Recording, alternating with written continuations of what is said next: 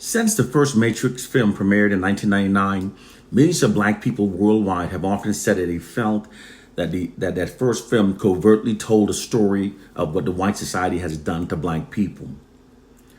For those who haven't seen the film, in the Matrix film, Neo awakens to discover that the true humans were mentally enslaved by soulless beings that masquerade themselves as being the highest evolved humans. Moreover, that these soulless beings kept the true humans within large pods and fed them a false version of reality. These soulless beings were the programmers of everything that the humans believed.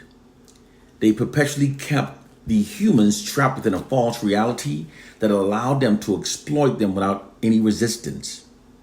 Crazy as I know it's going to sound, I'm going to demonstrate that the Matrix film is in fact the story of what the white society has done to black people. The white oppressors often reveal through movies what they've done to black people. Some describe this practice as being a form of ritual, a ritual mocking of the victim. But it's actually a practice that allows the oppressors to avoid the law of karma, called revelation of the method. There are hidden rules and principles within the warfare of domination that must be adhered to. The oppressors must make their oppressive tactics available to the oppressed. They therefore embed them within movies, TV shows, and books. They don't make the revelation easily recognized. They do so only enough to meet the threshold necessary to avoid the law of karma. That's Karma. They masquerade it to appear as being merely entertainment. However, because the oppressive tactics have been made available, when the oppressed do not act upon the knowledge, by default, they've given the oppressors permission to oppress and rule over them. I'm going to demonstrate that the first Matrix film is a revelation of method that allows the white society to avoid the law of karma in regard to their mental enslavement of black people. Those who know must teach African proverbs. I will demonstrate that Caucasians are the soulless beings that masquerade themselves as being the highest evolved humans. Furthermore, that have mentally enslaved Africans that are in fact the true humans within a false version of reality that allows them to continue their exploitation and subjugation of Africans without any consequences or resistance. I will start by addressing what is most certainly the most offensive statement regarding Caucasians being soulless. It has been often stated that the pineal gland houses the soul, and that because most Caucasians have calcified pineal gland, they are therefore soulless and merely impersonates the behaviors of empathy and sympathy. The pineal gland is a tiny organ in the center of the brain. It's regarded as the principal seat of the soul and the place in which all our thoughts are formed. According to many scientists, the pineal gland, as I said, located in the center of the brain, is important not only because it produces melanin, but also because melanin controls our mental process. It's where all of our thoughts and decisions are formed. The pineal gland, therefore, is regarded as a principal seat of the soul. Scientists have found that the pineal gland within Caucasians are over 80% calcified. Okay, therefore, 80% is non-functioning. Therefore, 80% of what controls Caucasian thoughts, decisions, and behavior does not work. These are findings of scientists, which many themselves are Caucasians. This literally means that the pineal gland that produces the human characteristic traits and behavior associated with processing a soul only function at a 20% capacity level within Caucasians.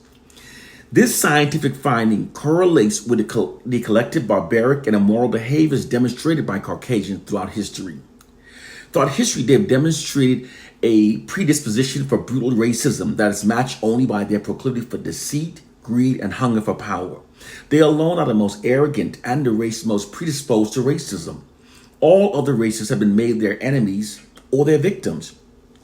Their subjugation, murder, and exploitation of all other races are unparalleled. There has never been a time in human history where which Caucasians have not either exploited millions of people and have either contributed directly or indirectly to the misery, suffering, and deaths of millions. While labeling all other races as being savages, the Caucasians have in fact been the most brutally savage throughout history. It's the reality that we're forbidden through censorship and sanctions from speaking of.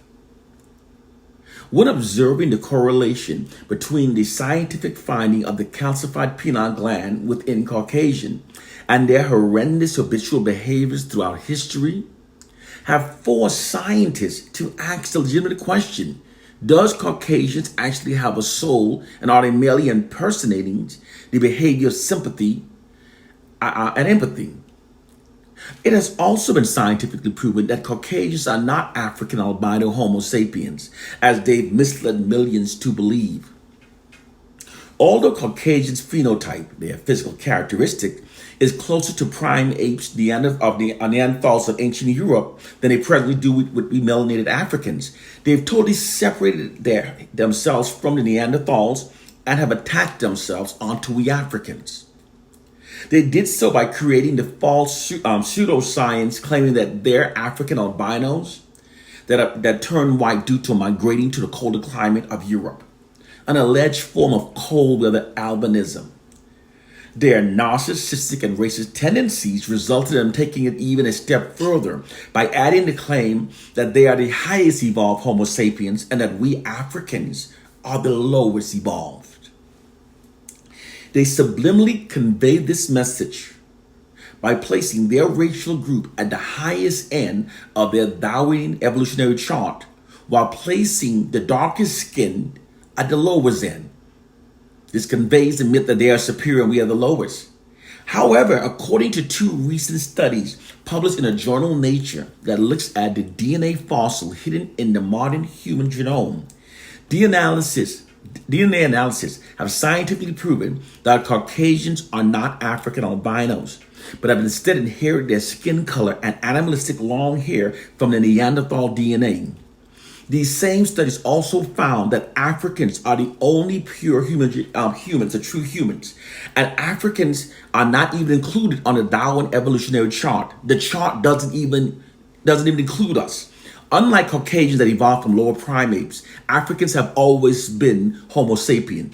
Genetic studies have scientifically confirmed that Africans' melanated chocolate skin, hair type, woolly hair are a direct result of Homo sapien DNA. Africans are the true Homo sapiens. The implications of these findings are enormous.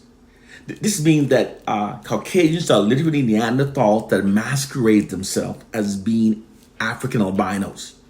Neanderthals evolved totally separate from African Homo sapiens. Now, this might be a bit of a disappointment to those of you that favors the premise that all life originated in Africa and spread out from there, but that story has totally fallen apart.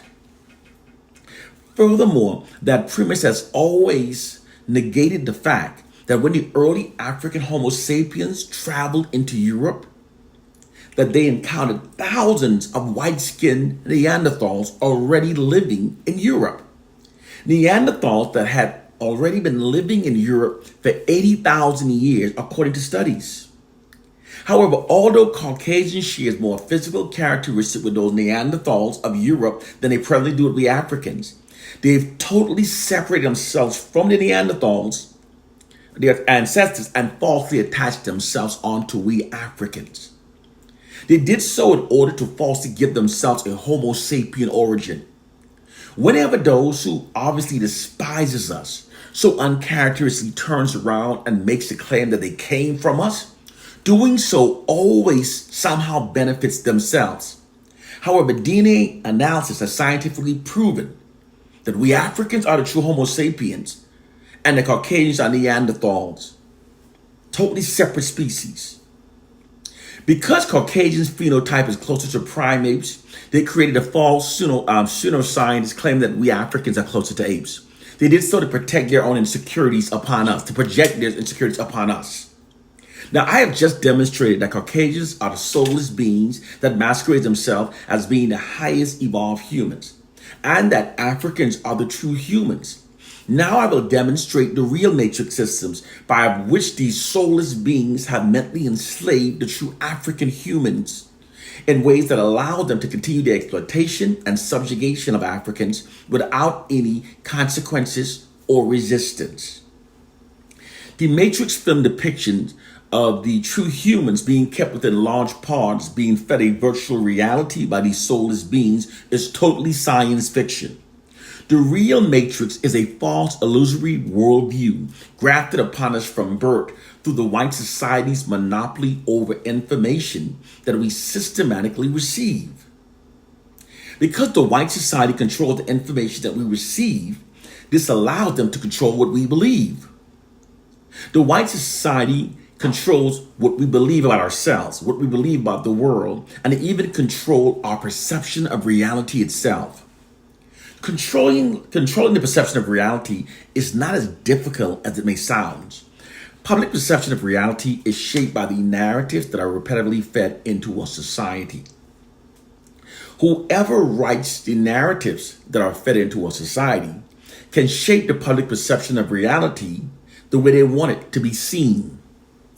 Therefore, those who controls the narrative that are fed in society literally owns the perception of reality.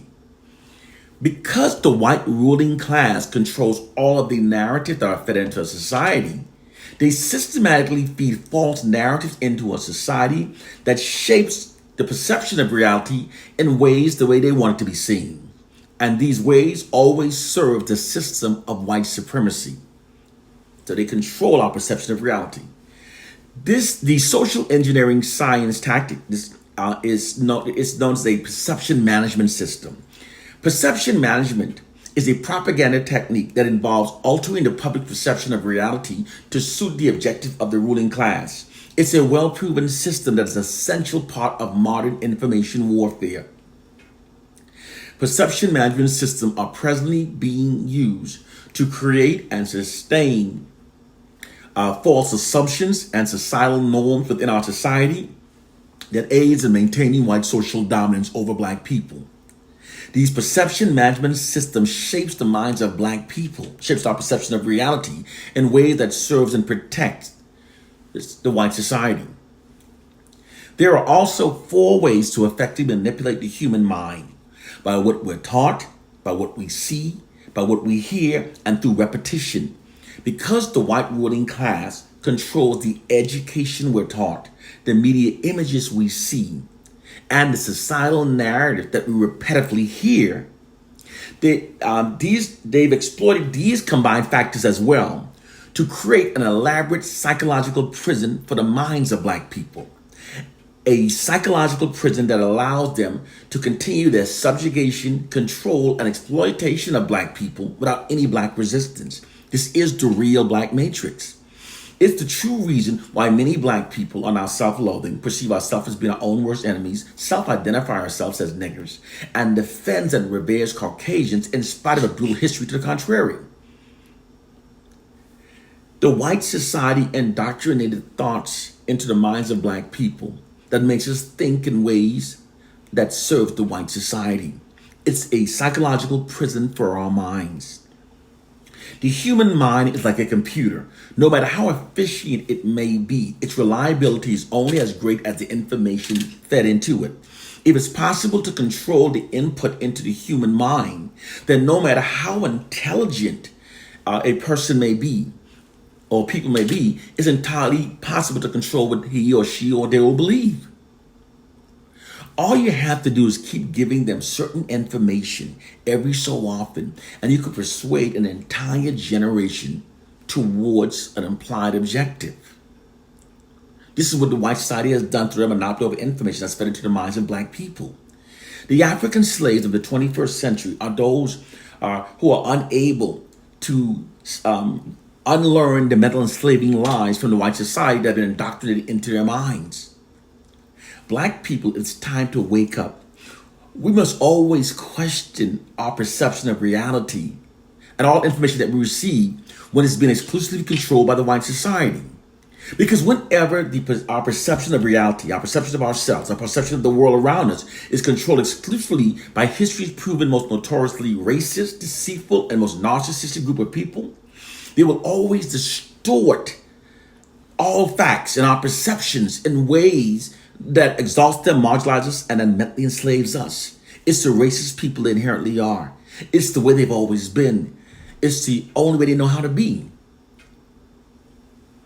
We have to start critically thinking. We must remember that all the information that we receive, when we're watching TV, when we're being educated, all the information we receive comes from our enemies. Our enemies whose power is made greater over us when we are demoralized, divided, self-loathing, or thinking less of ourselves. They exploit their monopoly over the information that we receive to control what we believe in ways that serve their interests. It is time. This is the real matrix. One love and peace.